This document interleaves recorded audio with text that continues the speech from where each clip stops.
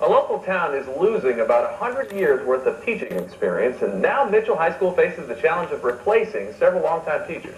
Low pay and few incentives make it difficult to attract new teachers.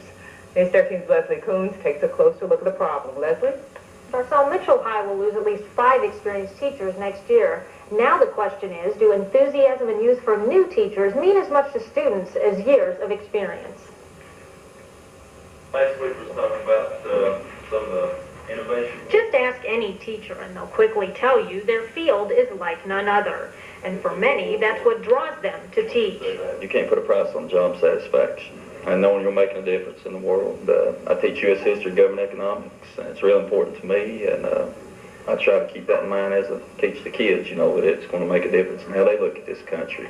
And that pride is one thing that hasn't changed, whether you're talking about first-year teachers like Matthew Hurd or 25-year veterans to Mitchell High School like Shirley, Hise, and Tommy Norman, who will retire at the end of the year.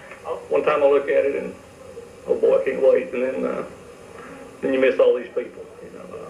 Start thinking about that end of it, and you know, a little empty spot in your heart. Those retirements will leave more than just empty hearts. They'll hit Mitchell High School hard.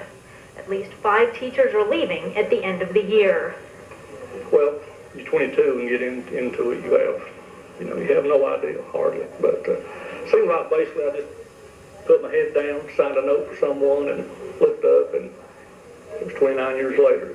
Here in North Carolina, the shortage of teachers has caused the state to institute programs like lateral entry, which means if you're a professional with a bachelor's degree, 3 years of work experience, and a GPA of at least 2.5, you can work as a teacher while you earn your teaching certificate.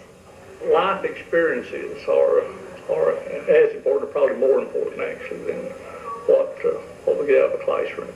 I'd love it if I can. I'd be privileged to teach Mitchell High School till I retire, and hopefully that'll happen. The trick now is to find other ways to draw people into the teaching profession.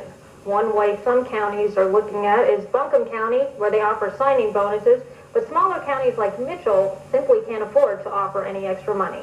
Darcel? Thanks, Leslie. Well, the 3 people who won the big game